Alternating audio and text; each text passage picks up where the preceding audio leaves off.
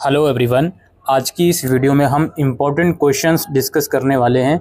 BCom programme में एक subject है entrepreneurship and new venture planning इस सब्जेक्ट के, और ये इम्पोर्टेंट क्वेश्चन दोस्तों आपके सिलेबस, आपके स्टडी मटेरियल के बेसिस पर ही हम डिस्कस करेंगे।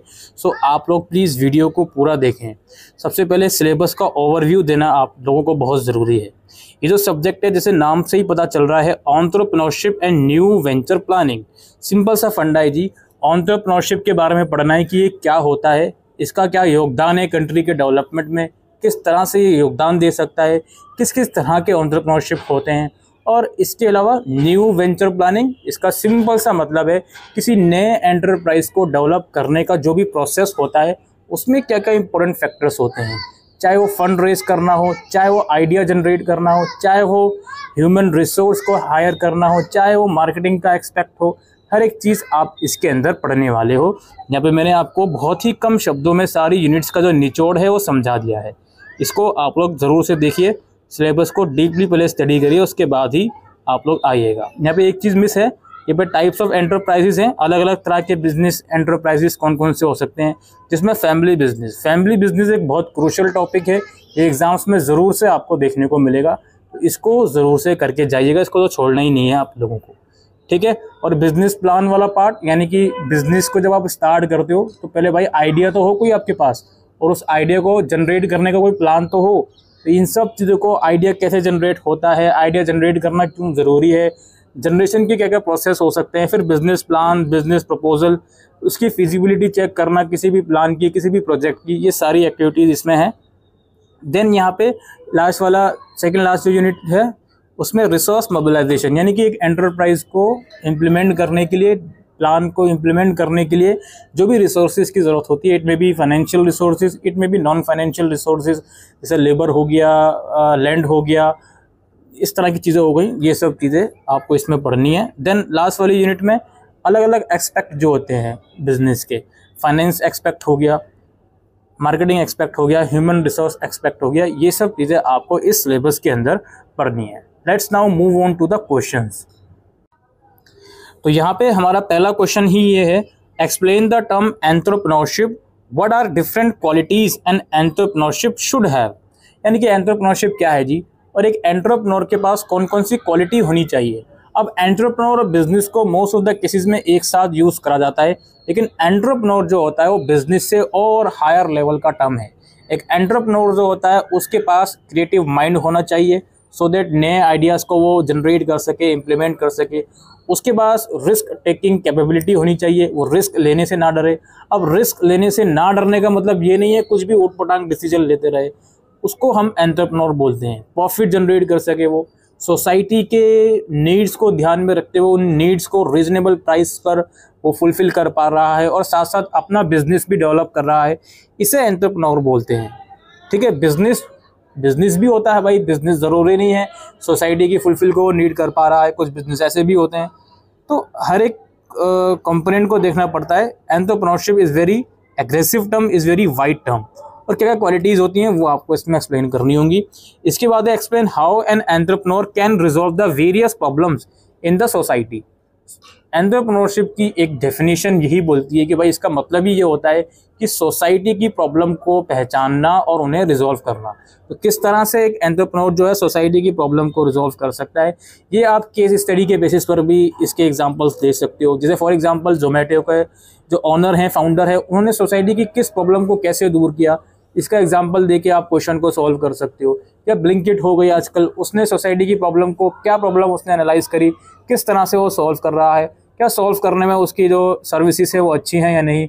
इस तरह से अलग अलग जो एक्सपेक्ट हो सकते हैं वो आपको एक्सप्लेन करना है। Then explain the difference theories of an entrepreneurship. इसमें अलग अलग थ्योरीज होती हैं एंटरप्रेन्योरशिप की, अलग अलग लोगों ने अलग अलग तरह से एंटरप्रेन्योरशिप को डिफाइन करा है, वो आपको इसमें एक्सप्लेन करना है। उसके बाद है what are the different dimension of entrepreneurship. Entrepreneurship को अलग अलग डायमेंशन होती है, ठीक है। इनोवेशन वगैरह हो गया, या अपॉर्चुनिटीज सीख करना, या जो भी बिजनेस आइडिया है उसको किस तरह से इम्प्लीमेंट करना, ये सब चीज़ें आपको इसमें बतानी है। Then why there is a need of an entrepreneur in a developing country like India, how they contribute to the economic growth of the country. India जैसी कंट्री में, भारत जैसे राष्ट्र में एक एंटरप्रेन्योर की ज़रूरत क्यों है, वो आपको बताना है। और कैसे एक एंटरप्रेन्योर जो है इकोनॉमिक ग्रोथ होती है किसी कंट्री की, उसमें वो अपना योगदान दे सकता है, ये आपको बताना है। क्योंकि एंटरप्रेन्योर की एक बहुत स्पेशल क्वालिटी होती है कि वो सोसाइटी की प्रॉब्लम को सॉल्व करने में लगा हुआ है, ठीक है। और सिर्फ ये नहीं कि एम्प्लॉयमेंट भी जनरेट कर रहा है वो इस तरीके से, क्योंकि वो उसका मेन पर्पज़ ये है कि अपने बिजनेस को आगे लेकर जाना। तो उसके अंदर हर एक एक्सपेक्ट को उसे ध्यान में रखते हुए चलना पड़ता है, चाहे वो ह्यूमन रिसोर्स का एक्सपेक्ट हो, चाहे मार्केटिंग का एक्सपेक्ट हो। तो जितनी वो चीज़ें करेगा एक अपने बिजनेस के लिए, साथ साथ वो समाज के लिए भी उतना ही करेगा। तो इसलिए इकोनॉमिक ग्रोथ को वो लीड करता है, इसे ही आपको एक्सप्लेन करना है। Then explain the term women entrepreneurs and its characteristics. Also explain the challenges that may face by women while running a venture. अब वुमेन एंटरप्रेन्योर एक एंटरप्रेन्योर का टाइप्स है, उस वाली यूनिट में से आया है। वुमेन एंटरप्रेन्योर को तरजीह क्यों दी जा रही है? बिकॉज वी ऑल नो कि एक वुमेन जो है क्या क्या चैलेंजेस फेस करती है। मैं एक एग्जांपल लूँ, अगर आपके घर में आपके सिबलिंग में कोई आपके सिस्टर है, तो आप कंपेयर करके देखिए कि अपने आप को और आपकी सिस्टर को अपॉर्चुनिटीज़ किसको ज़्यादा मिल पा रही हैं बाहर जाने की, नई चीज़ें एक्सप्लोर करने की। तो इसलिए वुमेन एंटरप्रेन्योर आपके सिलेबस में अलग से टर्म ऐड करी गई है, तो उसे ही आपको एक्सप्लेन करना है। इसमें कुछ नहीं है, सिर्फ वुमेन अगर किसी बिजनेस को रन कर रही है, साथ साथ अपनी पर्सनल और प्रोफेशनल लाइफ को मैनेज कर पा रही है, उसे हम बोलते हैं वुमेन एंटरप्रेन्योर। और बाकी कैरेक्टरिस्टिक्स वही यार, जो एंटरप्रेन्योरशिप की कैरेक्टरिस्टिक्स होती हैं वही होती हैं, बस उसमें कुछ एडिशन वगैरह आपको ऐड कर लेना है, क्या चैलेंजेस उसे फेस करने पड़ते हैं अपार्ट फ्रॉम मैन, और किस तरीके से उसको वो हैंडल करती है। उसके बाद है what is social entrepreneurs, why there is a need of social entrepreneur. अब social entrepreneur again it is a type of an entrepreneur. Social entrepreneur का मेन कंसर्न दोस्तों ये होता है, वो समाज की प्रॉब्लम को सॉल्व करने में लगा रहता है, उसका मेन कंसर्न ये होता है। सम ऑफ द केसेस में एक सोशल एंटरप्रेन्योर का कंसर्न जो है प्रॉफिट से ज़्यादा ऊपर उठ जाता है, ठीक है। प्रॉफिट करना उसका सम ऑफ द केसेस में मेन कंसर्न नहीं होता, उसको समाज की प्रॉब्लम सॉल्व करनी है। तो इस चीज़ की ज़रूरत क्यों है वो भी आपको बताना है, इस तरीके से आप इसको एक्सप्लेन कर सकते हो। देन है फैमिली और friend act as a support system for the success of an entrepreneur, explain the statement. अभी दोस्तों देखिए, एक एंटरप्रेन्योर है, उसके अंदर चाहे ढेरों क्वालिटीज़ हों, एक इमोशनल फैक्टर जो होता है वो बहुत ज़्यादा ज़रूरी होता है।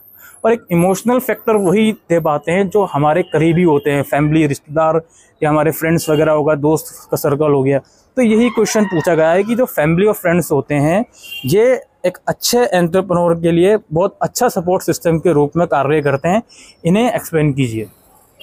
अब अलग अलग आप एडवांटेजेस बता सकते हो कि मोटिवेशनल का आप बता सकते हो, और सम ऑफ द केसेस में फाइनेंशियल फैक्टर भी इसमें आप डिस्कस कर सकते हो, वो भी इसमें आ जाता है। एक ट्रस्ट वर्दी का फैक्टर भी आप डिस्कस कर सकते हो, तो एक कंफर्ट का फैक्टर भी आप डिस्कस कर सकते हो, क्योंकि एक फैमिली और फ्रेंड को काफ़ी टाइम से आप जान रहे हो। तो एक एंटरप्रेन्योर अगर नया बिजनेस शुरू करने जा रहा है तो आप ट्रस्ट कर सकते हो, जो वो बातें बताएगा आपको, उसकी बातों पर आप ट्रस्ट कर सकते हो। वो सब चीज़ें आप इम्प्लीमेंट कर सकते हो अपने पूरे वेंचर की जर्नी में, वो इसमें आपको एक्सप्लेन करना है। Then what do you understand by family business, और explain some of the basic requirements to achieve harmony in family business, and also explain the challenges faced in family business. अब family business को explain करना बहुत आसान है जी। ये अगर आप 12th में आप कॉमर्स पढ़िए तो उसमें भी कुछ बेसिक सी चीज़ आपने इसके बारे में पढ़ी होगी। कोई भी ऐसा बिजनेस जो रन करा जा रहा है बहुत प्रीवियस जनरेशन से और सक्सीड करती है उसको आगे आने वाली जनरेशन, तो एक तरह से ये फैमिली बिजनेस हो गया।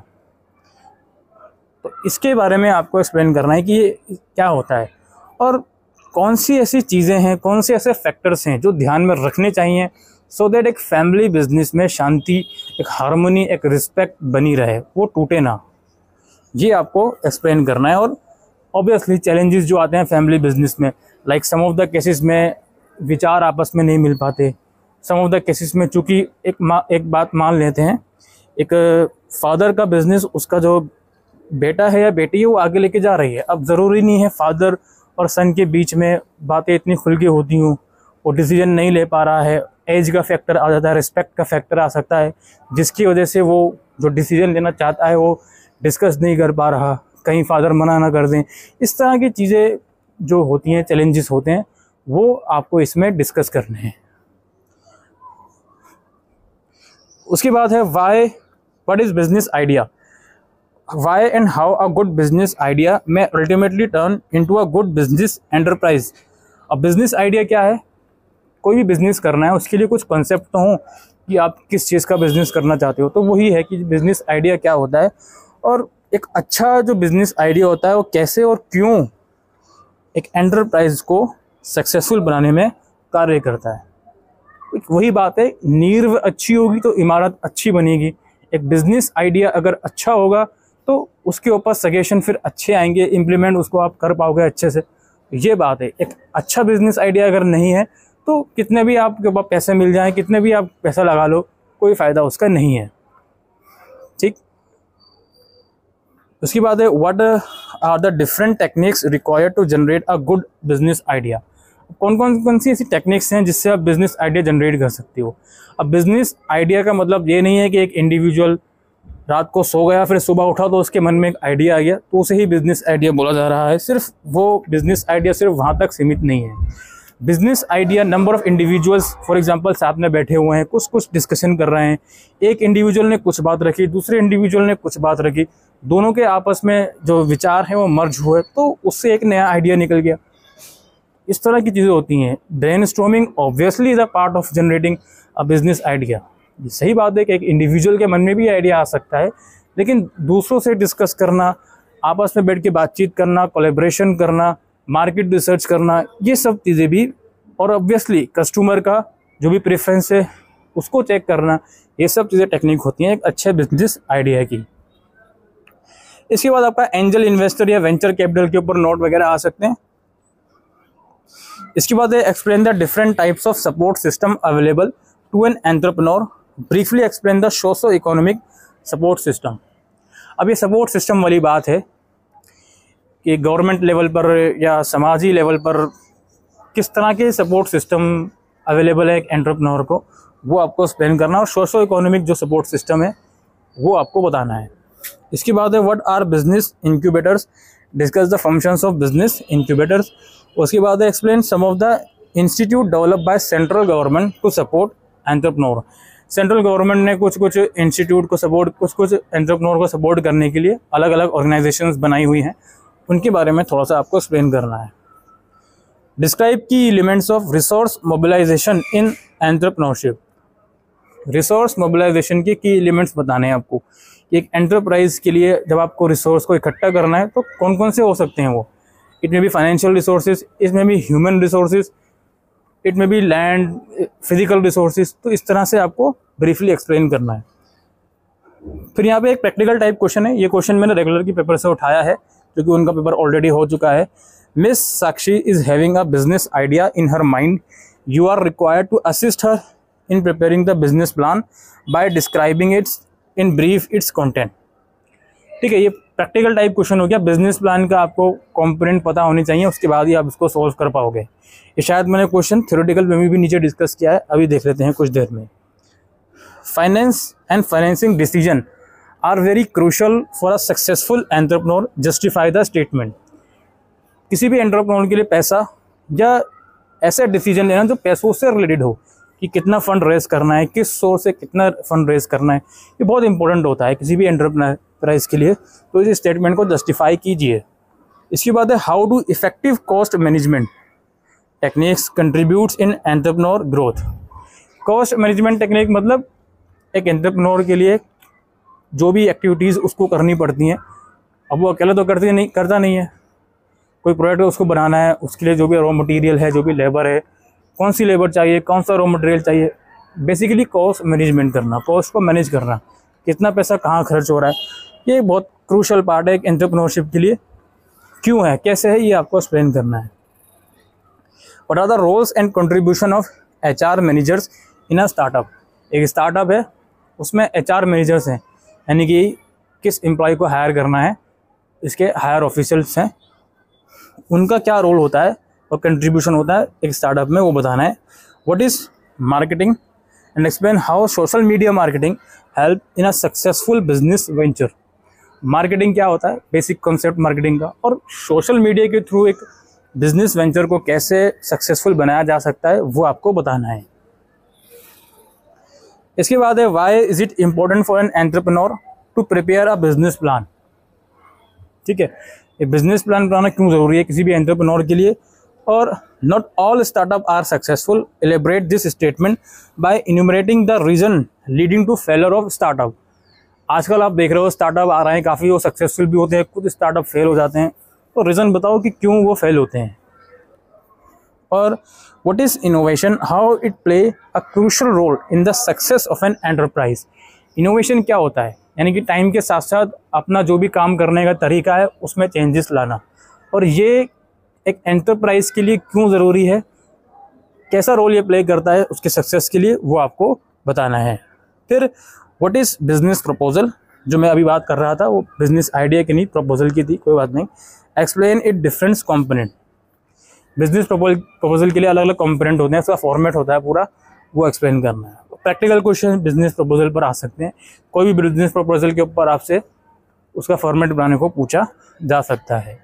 तो इस टाइप के क्वेश्चन जो हमने डिस्कस करे हैं दोस्तों आपके entrepreneurship and new venture planning के, और मुझे उम्मीद है काफ़ी क्वेश्चंस आपको इन क्वेश्चंस में से देखने को मिलेंगे, और आंसर्स ढूंढना काफ़ी इजी है। आप स्टडी मटेरियल से पढ़ सकते हो, बहुत अच्छा मटेरियल दिया हुआ है, उसमें कॉन्सेप्ट बहुत अच्छा है। थोड़ा बहुत आप यूट्यूब से समझ सकते हो कंटेंट को, थोड़ा बहुत आप गूगल से आर्टिकल्स रीड कर सकते हो, तो मुझे नहीं लगता कि इतना कोई डिफ़िकल्ट ये आपके लिए सब्जेक्ट रहने वाला है।